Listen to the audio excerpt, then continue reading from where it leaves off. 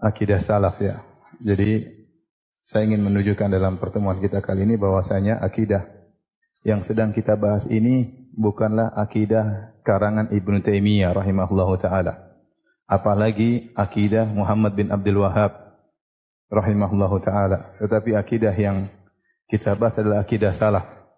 Maka saya berharap para hadirin bisa bersabar karena saya akan menyebutkan ya tidak banyak, puluhan aja ya. Puluhan judul-judul buku akidah salaf serta tahun-tahun mereka menulisnya ya, agar kita yakin bahwasanya apa yang kita bahas ini bukan akidah baru ya.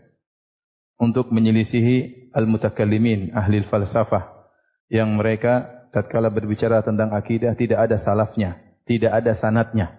Tidak ada sanadnya. Adapun akidah yang bersanad sampai kepada para tabi'in, sampai kepada para sahabat, sampai kepada Nabi Muhammad sallallahu alaihi wasallam.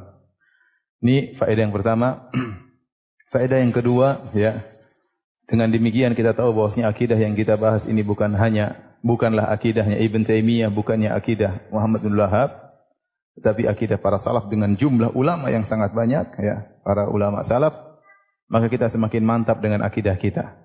Tidak mudah terpengaruh dengan ucapan-ucapan orang, ra'yu, ya, dengan akal-akal yang mereka ungkapkan untuk menolak akidah Ahlus Sunnah wal Jamaah. Kalau kau bilang kau berakidah salaf, mana salafmu? Maka mereka tidak akan bisa menyebutkan Ahlul Bidah. Mereka semua sepakat untuk meninggalkan manhaj salaf dalam berakidah, tapi mereka kembali kepada pemikiran filsafat. Nah, kita akan menukil, saya sebutkan ini, saya buat beberapa sedikit contoh, tapi sebenarnya buku tentang akidah salaf sangat banyak.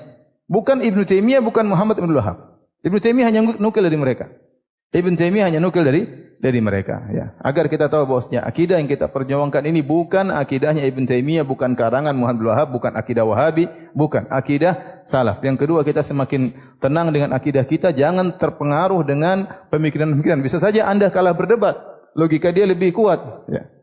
Dia pakai logika, ya, tidak semua orang pandai berlogika. Kemudian Anda, tapi ingat, itu bukan manhaj salaf. Jangan terpedaya dengan perkataan mereka meskipun mereka menghiasi perkataan mereka. Yang ketiga, Anda akan tahu bahwasanya kalau Anda baca buku-buku akidah salaf, itu akidah salaf sangat mudah. Sangat mudah dipahami. Sebagaimana sudah kita jelaskan, sangat mudah dan sesuai dengan fitrah manusia. Tidak sulit-sulit seperti yang dipelajari oleh akidah-akidah al-mutakallimin, yaitu orang-orang Jahmiyah, Mu'tazilah, Asy'ariyah dan Maturidiyah. Akidah mereka rumit dan ruwet. Apakah Allah menurunkan akidah seperti itu kepada orang awam? Ya. Saya akan nukil di situ banyak, tapi sementara ya, sejarah penulisan akidah.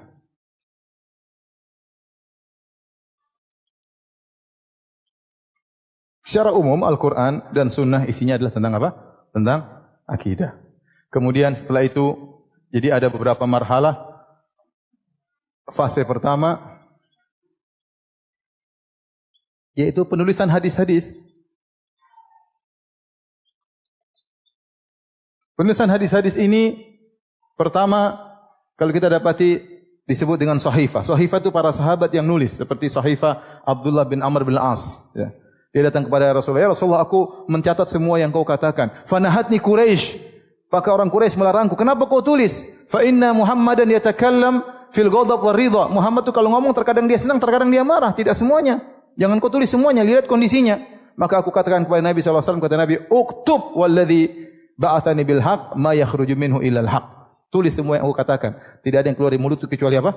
Kebenaran. Jadi dia nulis. Ada lagi sahifat Abu Hurairah. Abu Hurairah juga apa? Nulis. Ada sahifat Ali bin Abi Thalib. Ali bin Abi Thalib juga nulis. Ya, dulu sebelum jadi buku-buku hadis berupa apa? Sahifah-sahifah. Sahifah-sahifah para sahabat. Ini yang pertama. Dan ini sudah berjalan di sejak zaman Rasulullah sallallahu alaihi wasallam. Ini di zaman Nabi. Di zaman Nabi. Memang Nabi sallallahu alaihi wasallam pernah berkata, "La taktubu anni ghairal Qur'an, wa man kataba anni ghairal Qur'an falyamhu." Jangan kalian menulis dariku selain Al-Qur'an. Siapa yang tulis selain Al-Qur'an maka hapuskan. Maka kata para ulama, ini ada hadis Abu Sa'id Al-Khudri dalam Sahih Muslim, Rasulullah pernah melarang menulis selain Al-Qur'an, maka dijelaskan oleh para ulama maksudnya tidak boleh menulis Al-Qur'an dengan hadis di sampingnya. Jangan ente tulis Al-Qur'an terus sampingnya nulis hadis, karena nanti tercampur antara Al-Qur'an dan apa? hadis. Tetapi banyak hadis menunjukkan para sahabat nulis dan Nabi juga nulis. Seperti Nabi berkata, "Uktubu li Abi Syah." Ada Abu Syah berkata, "Ya Rasulullah, aku lupa." Kata Nabi, "Tuliskan buat Abu Syah apa yang aku ucapkan." Dan para sahabat menulis. Ya, kata Abu Hurairah, tidak ada orang yang meriwayatkan hadis ya seperti Abdullah bin Amr al-As. Kenapa? Karena dia nulis, aku tidak nulis. Berarti Abdullah bin Amr sama? Nulis, banyak nulis. Kemudian setelah itu fase kedua ya, lebih teratur. Benar-benar ditulis dalam sebuah buku, dikumpulkan dalam sebuah buku, sebuah catatan khusus. Dan ini ya, di zamannya Umar bin Abdul Aziz rahimahullahu taala, yang beliau wafat pada tahun 101 Hijriah. 101 Hijriah ya. Kemudian dilakukan oleh Al-Imam Ibnu Syihab Az-Zuhri, seorang tabi'in. Kemudian dia pun mulai bersafar ke sana-sana, kemudian mengumpulkan hadis-hadis. Jadi ini di abad kedua, akhir abad pertama, awal abad kedua. Ya.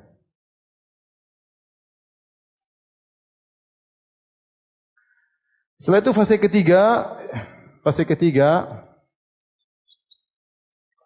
penulisan hadis secara umum bercampur antara akidah dan yang lainnya, bercampur antara masalah akidah dan yang lainnya.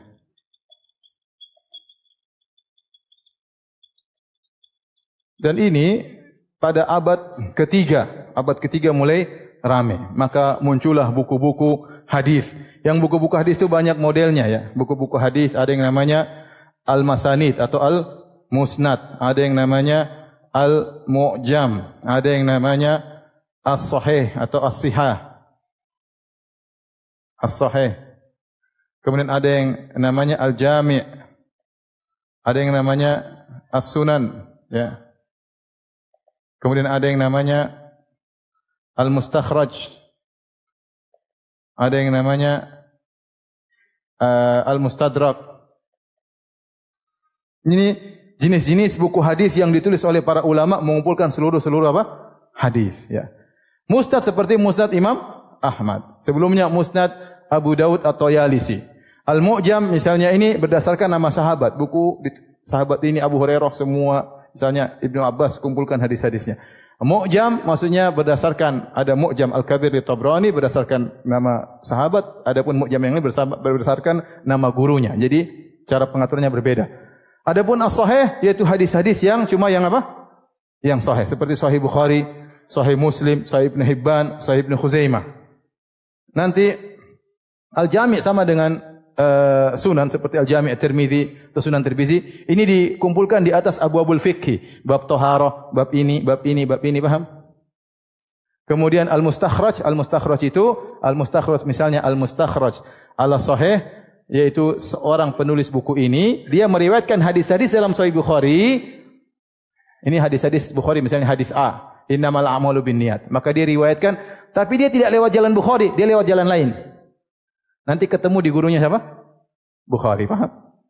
Jadi semakin menguatkan hadis-hadis sahih karena dia akan datang dari jalan lain dan biasanya ada tambahan lafal dan yang lainnya. Jadi fungsinya mustakhraj itu menguatkan Sahih Bukhari dan Sahih Muslim. Ada mustakhraj ala Sahih Bukhari, ada mustakhraj ala Sahih Muslim. Kemudian ada mustadrak. Mustadrak itu hadis-hadis sahih yang di luar Sahih Bukhari dan Sahih Muslim dikumpulkan oleh di antaranya Abu Abdillah Al-Hakim. Ini contoh apa? Jenis-jenis penulisan hadis.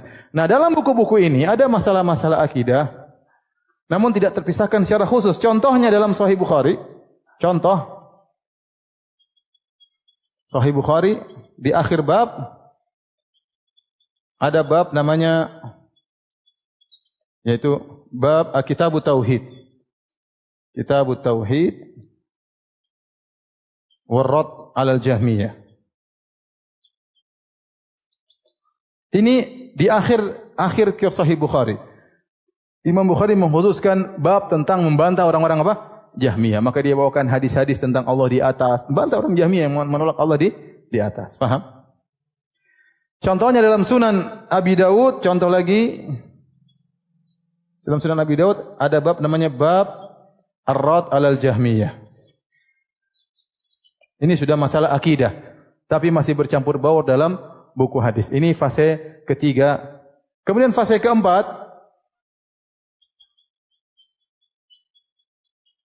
buku-buku khusus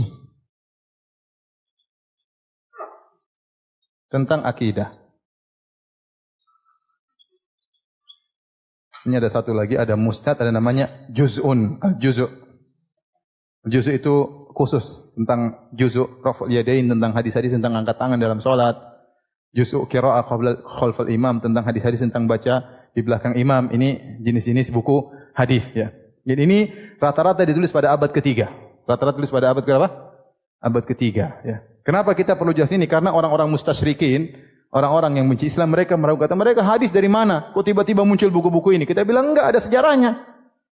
Bagaimana pengaturannya, bagaimana pengumpulannya, bagaimana Imam Bukhari bersafar, subhanallah. Berapa tahun dia bersafar?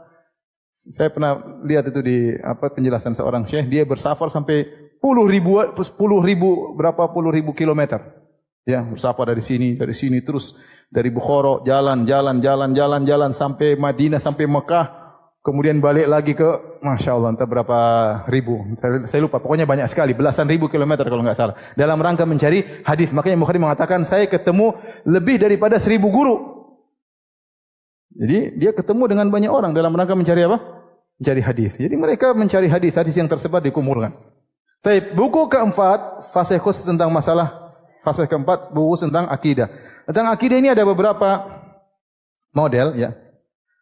Ada namanya Risalah, ada namanya Alkitab, ada namanya Al-Manzumah. Risalah maksudnya tulisan-tulisan kecil ya, seperti surat menjelaskan tentang akidah. Kitab besar ya, nanti akan kita sebutkan. Manzumah seperti bait-bait tentang akidah ahlus sunnah. Dan ini jumlahnya ratusan. 300 lebih kalau nggak salah. Mau kita sebutkan untuk ente tahu bahwasanya akidah Ahlussunnah itu terjaga. Ente coba tanya Ahlul Bidah, mana buku-buku gini? Enggak ada. Bukunya langsung tahu-tahu Razi, Juwaini, kemudian orang-orang belakangan. Mana salaf yang mengatakan demikian? Mana salaf yang berpendapat seperti kalian? Ya. Kemudian kenapa mereka menulis kitab-kitab akidah? Ada yang menjelaskan akidah, kadang mereka membantah kadang mereka menjelaskan akidah mereka begini. Kadang karena mereka tertuduh akidah mereka tidak benar, maka mereka jelaskan. Seperti Al-Muzani dalam kitabnya Syarhus Sunnah. Dia dituduh maka dia bantah dengan kitabnya Syarhus Sunnah. Muridnya Imam Syafi'i. Kemudian contohnya Ibnu Jarir At-Tabari. Dia punya buku Sharihus Sunnah. Waktu dia dituduh sebagai Syiah maka dia bantah. Dan ada juga ulama menulis membantah buku yang ditulis oleh Ahlul Bidah. Seperti Ad-Darimi membantah Bishr Al-Mirrisi. Ya, Naqdud Darimi ala Bishr Al-Mirrisi. Imam Ahmad juga membantah Jahmiyah. Ya, tentang judulnya Ar-Rad 'alal Jahmiyah wa Zanadiqah. Contohnya ini buku-buku spesial tentang akidah tok. Contohnya Imam Al-Bukhari membantah Qadariyah dengan bukunya Khalqu Af'alil Ibad. Membantah Qadariyah, ya. Dan ini buku spesial akidah ini sangat banyak. Ini yang mau kita singgung sekarang. Masih ada waktu? Baik. 4 menit.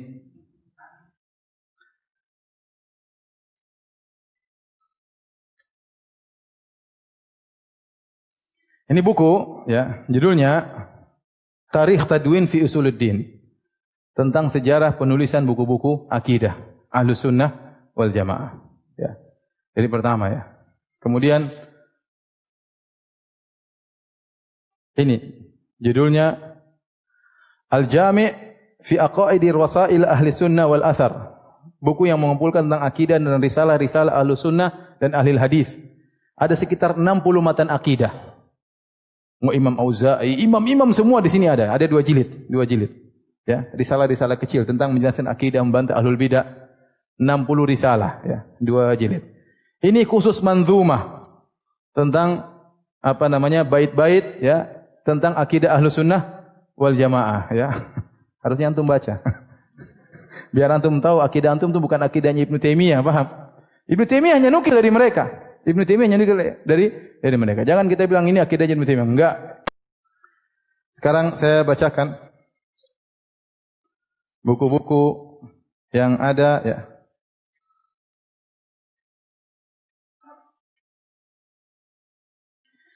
Pada abad kedua dari I'tiqad Ma'mar bin Rashid yang wafat 153 Hijriyah. Kemudian ada buku lagi I'tiqad Abi Amr Abdurrahman bin Amr Al-Auza'i, Al-Imam Al-Auza'i yang tadi kita nukil perkataannya, wafat pada tahun 157 Hijriyah, abad kedua. Kemudian I'tiqad Abi Abdullah Sufyan bin Said Al-Thawri, akidahnya Imam Thawri, wafat pada 161 apa? Hijriyah. Akidahnya Imam Malik, wafat 179 Hijriyah. Kemudian buku-buku yang lain ya. Contohnya, Usulus Sunnah, kitabnya Abu Bakar Al-Humaidi, ya, wafat 219 Hijriyah. Kemudian Al-Iman, ya, judulnya Abu Ubaid Al-Qasim bin Salam. Ini risalah kecil yang ya ini juga termasuk ulama-ulama terdahulu yang wafat pada abad ketiga. Contoh kitab Al-Iman karya Abu Bakar Ibni Abi Syaibah yang punya Musannaf. Musannaf yang wafat pada tahun 235 Hijriah. Dia juga punya buku tentang iman. Karena bid'ah sudah muncul sejak awal. Maka ada yang bantah Qadariyah, ada yang bantah Murji'ah, ada yang bantah Jahmiyah. Buku mereka isinya itu. Menjelaskan akidah Ahlussunnah dan bantah pemikiran mereka. Contoh juga bukunya ya, Al-Haidah karangan Abdul Aziz Al-Kinani, wafat 240 Hijriah. Ini buku sangat bagus. Ya, bukunya dicetak karena dia berdebat dengan seorang ahlul bidah di hadapan Khalifah Al-Ma'mun. Kalau dia kalah maka dia bisa dibunuh dan perdebatannya ditulis bagus. Dia ceritakan perdebatan dia. Saya sudah baca buku ini, buku yang sangat indah. Ibnu Taimiyah mengambil faedah dari buku-buku ini. Contohnya Usulus Sunnah Al-Imam Ahmad bin Hanbal. Mana bukunya? Ini bukunya ya. Usulus Sunnah karya Al-Imam Ahmad bin Hanbal. Imam Ahmad bin Hanbal juga punya buku judulnya Ar-Rad 'alal Jahmiyah, juga sekitar ini. Tebalnya sekitar ini. Ar-Rad 'alal Jahmiyah waz Zanadiqah. Ya, ini di antaranya Usulus Sunnah yang isinya berpegang teguh kepada manhajus salaf. Kemudian buku yang lain Rad 'alal Zanadiqah wal Jahmiyah, ya.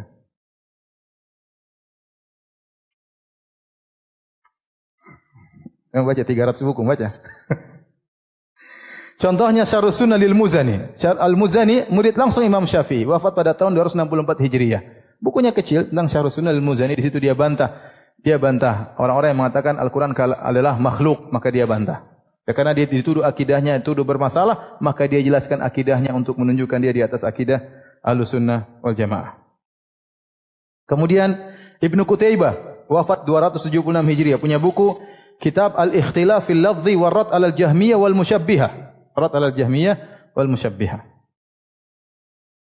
Kemudian Ad-Darimi, ya, judulnya Ar-Rad 'alal Jahmiyah.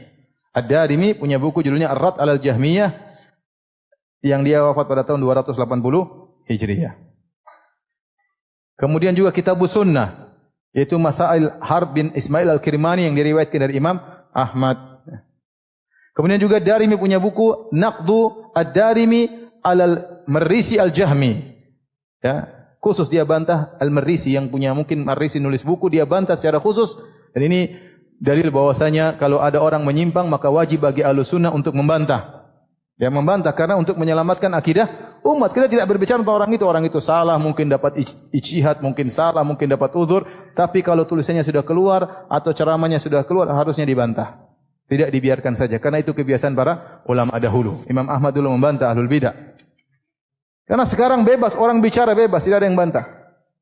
Saya kalau lihat YouTube, ya Allah, orang bicara seenaknya, ngomong seenaknya, subhanallah.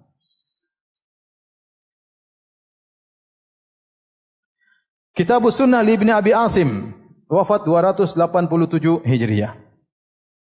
Kitab As-Sunnah li Abdullah bin Ahmad bin Hanbal, anaknya Imam Ahmad bin Hanbal. Dia punya kitab judulnya Kitab As-Sunnah wa Rad 'alal Jahmiyah, ini bukunya.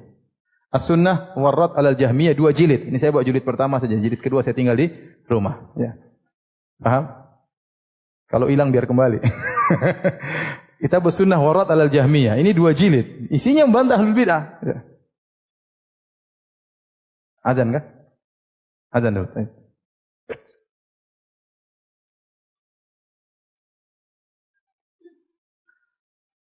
Taib, tadi itu yang kita bacakan sebagian dari buku-buku tentang akidah di abad ke-3. Sekarang kita bacakan di abad ke-4 di antaranya buku Sharhus Sunnah karangan At-Tabari yang wafat pada tahun 310 Hijriah, Al-Mufassir. Ya, kita juga kalau baca kitab tafsir kita dapati dia di atas akidah Ahlussunnah wal Jamaah. Dan buku ini membahas tentang Al-Quran kalamullah. Karena fitnah yang paling banyak di zaman itu yaitu Qadariyah sama apa? Jahmiyah dan Murji'ah. Makanya buku-buku isinya itu tentang apa? Qadariyah, Jahmiyah dan apa? Murji'ah. Kemudian juga bukunya Sunnah lil Khallal. Ini juga dicetak. Ini Madzhab Hambali. Beliau menukil dari Imam Ahmad. Dan ini juga wafat tahun 311 Hijriyah. Ya. Kemudian di antaranya Kitab Tauhid. Kitab Tauhid karangan Ibnu Khuzaimah. Ini bukunya. Ini Madzhab Syafi'i. Ya. Wafat pada tahun 311. Ibnu Khuzaimah. Yang kata Imam Nawawi adalah Imamul A'immah. Imamul A'immah. Disifati dengan imamnya para imam. Ibnu Khuzaimah, ahli hadis, dia punya buku tentang kitab tauhid dan Ibnu Taimiyah mengambil faedah dari buku-buku seperti ini. Ini bermadzhab Syafi'i. Makanya ada risalah magister judulnya tentang akidah ulama Syafi'iyah yang belakangan yang menyelisih akidah ulama Syafi'iyah yang terdahulu. Paham? Karena Ibnu Khuzaimah seperti tadi kita baca dia di atas manhaj salaf, kemudian tadi Al-Muzani juga di atas manhaj salaf, muridnya langsung Imam Syafi'i. Adapun Syafi'iyah belakangan banyaknya Asy'ariyah. Tapi mereka menyelisih akidah pendahulu mereka. Sama seperti Asy'ariyah menyelisih Asy'ariyah yang pendahulu mereka. Ini 2 jilid, ini saya buat 1 jilid saja.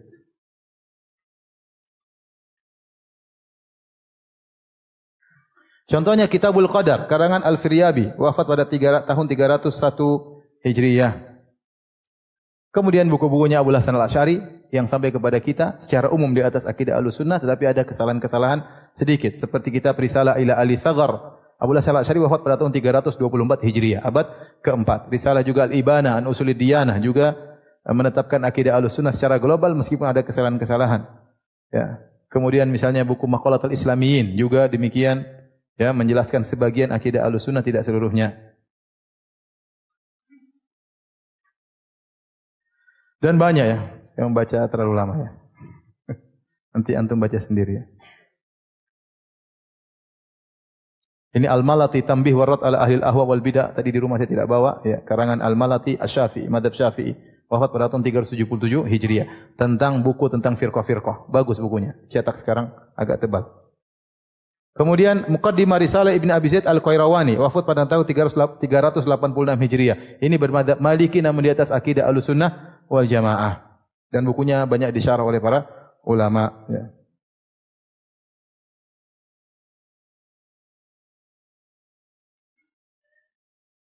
Adapun buku-buku yang ditulis, ya, saya lupa juga di antaranya Al-Imam Al-Bukhari yang wafat pada abad ketiga, bukunya apa? Khalqu Af'alil Ibad. Khalqu Af'alil Ibad. Membantah tentang Qadariyah dan Jahmiyah. Khalqu Af'alil Ibad. Risalah As-Sijizi yang beliau wafat pada tahun 444 Hijriah. Ila ahli Zabid, firrat ala man ankara hal farasaud. As-Sijzi menulis surat kepada ahli Zabid membantah orang-orang yang mengingkari Allah berbicara dengan suara dan huruf. Jadi membantah akidah Jahmiyah dan akidah Asy'ariyah.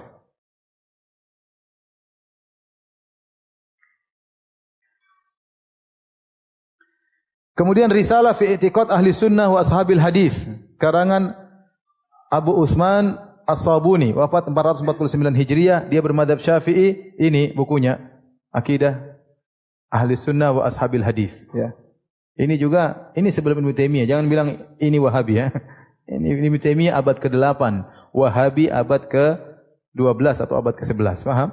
Ini abad ke-5, ini sebelumnya abad-abad sebelumnya. Saya ingin jelaskan jangan sampai antum terpedaya orang ini akidah Wahabi. Enggak, kita tidak baca, kita baca dari buku-buku. Ibnu Taimiyah hanya membantu kita untuk mengumpulkan, ya. Adapun buku-buku mereka ada, alhamdulillah. Bisa kita baca.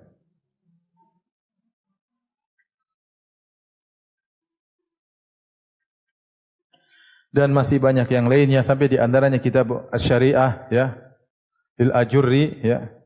Syariah Al-Ajurri ini juga buku yang sering diambil faedah oleh Ibnu Taimiyah rahimahullah, wafat pada tahun 360 Hijriah, abad keempat, dan dia dikatakan bermadzhab Syafi'i. Bermadzhab apa? Syafi'i. Al-Ajurri ini dicetak dulu berapa jilid, sekarang tulisannya jadi kecil jadi 2 jilid, ya. Baik. Sekarang manzumah, ya. Saya bacakan satu contoh saja. Manzumah Ha'iyah. Ha'iyah maksudnya terakhirnya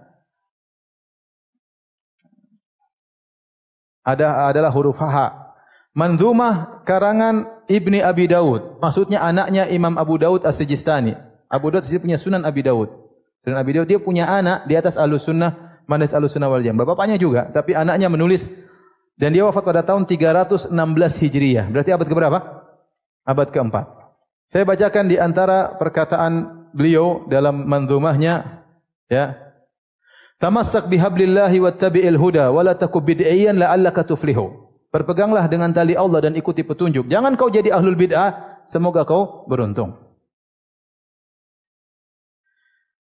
Wa din bi kitabillahi wa sunanil lati. Beragamalah dengan Al-Qur'an dan sunnah-sunnah hadis. Jangan pakai Aristoteles dan Plato ya. Agama dengan Al-Qur'an dan apa? Hadis. Atat an Rasulillah tanju wa tarbahu. Yang datang dari Rasulullah, sunnah-sunnah tersebut kau akan selamat dan kau akan beruntung. Wa kul ghairu makhluqin kalamu malikina. Katakanlah bahwasanya Al-Quran bukanlah makhluk. Bidzaka danal atqiya wa afsahu. Dan itulah agama orang-orang yang bertakwa dan mereka terang-terangan mengatakannya. Wala taku fil Qur'ani bil waqfi qailan. Jangan kau ragu-ragu. Saya tidak tahu begini-begini tentang Al-Quran. Kama qala atba'u li Jahmin. Sebagaimana pengikut Jaham bin Safwan. Dan seterusnya. Beliau berkata lagi. Wa kul yanzilul jabbaru fi kulli lailatin. Katakanlah Allah turun setiap malam. Bila kaifin dan jangan tanya bagaimananya. Jallal wahidul mutamaddahu.